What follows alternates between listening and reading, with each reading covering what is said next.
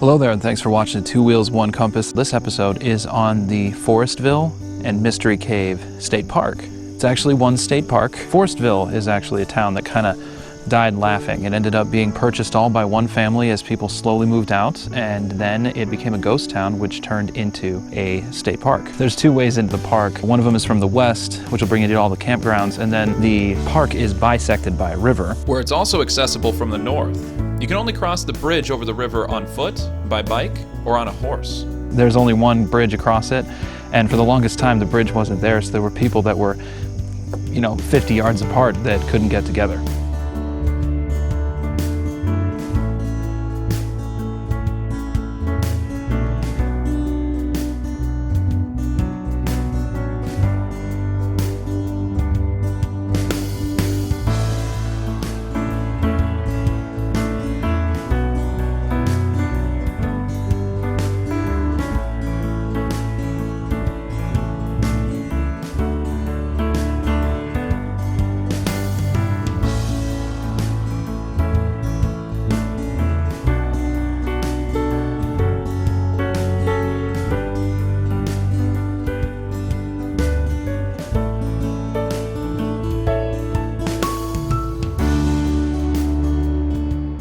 I did the Mystery Cave Wild Tour.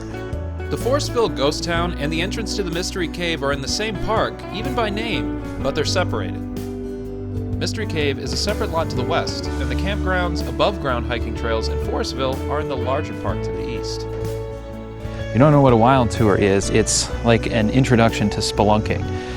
You get on your hands and knees, you get muddy, dirty, and some of these crevices are extremely small. You have to be in good physical condition to do it. Not the best, but at least enough to be able to fit through some areas and to be able to, if you could run 2 miles, then you could do this, I'd say. It's not really exhausting like a marathon, but it does require a physical amount of effort, and it was interesting. I learned quite a bit. So here is the piece on the Mystery Cave State Park.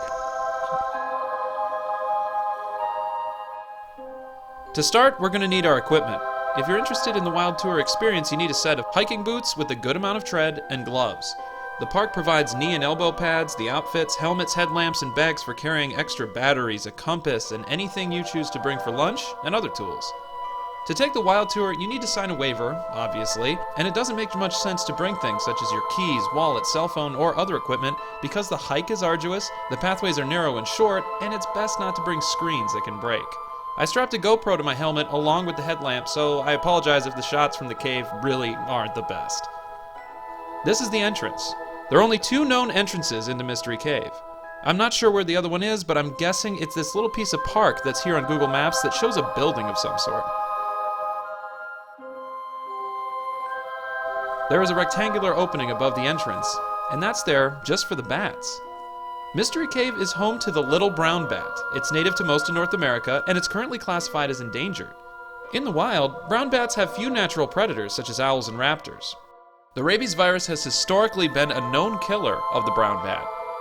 The virus is actually an invasive species from the Old World and was documented to have been introduced to the Americas for the first time during the colonial period. Rabies is spread normally, but not always, by the saliva of an animal that breaks the skin through a bite. Rabies may be bad, but the worst killer of the brown bat is the dreaded white nose syndrome. WNS, like rabies, was also introduced by the Old World, but a lot more recently.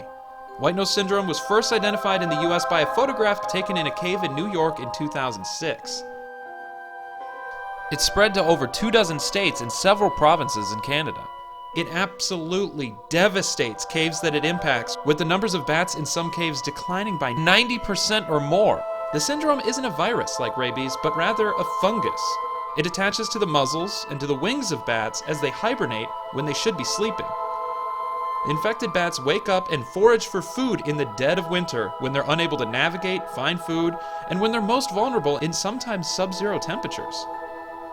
How is this nasty stuff spread? Well, it's us humans. We enter caves with our caving gear and we get ourselves dirty. The fungus attaches itself to our clothes and shoes. It doesn't matter how much we wash or disinfect, We could put our clothes through a wash 1,000 times, and if one spore makes it through to another cave, it could kill the entire brown bat population of the cave, and it's how it's been spreading. The fungus is native to Europe, where a cave diver must have brought their cave diving gear over to the States and went exploring. It's resulted in millions of bats dying.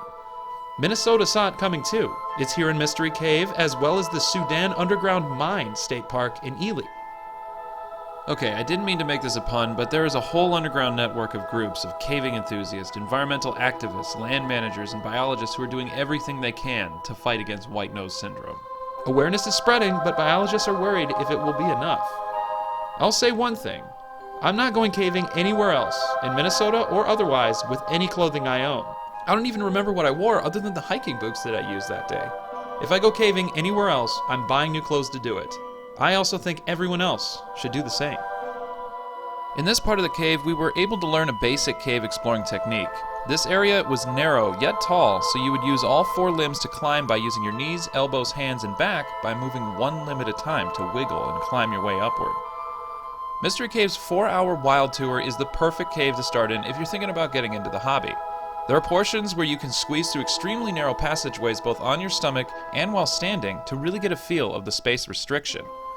I'm not gonna lie, there were several times where I honestly felt stuck.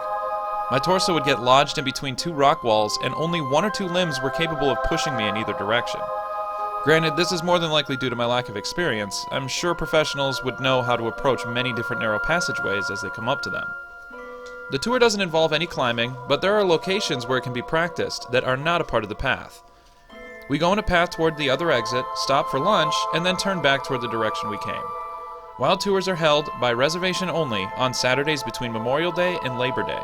Unfortunately, if there's rain before you take the tour, it may be deemed unsafe and you might get canceled on. The tour has all the unique features of a cave, such as pools, stalactites and stalagmites, and even some fossils as well.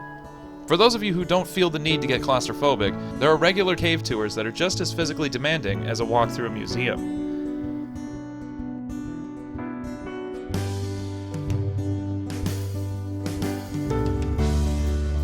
Mystery Cave is a great place to visit. From the Twin Cities, if you go down Route 52 to Rochester and continue southeast for another 40 miles, you'll find it. It takes a little over 2 hours, and there's plenty of places to eat along the way. It's great places like these that can really show you there's no shortage of amazing things to see in Greater Minnesota.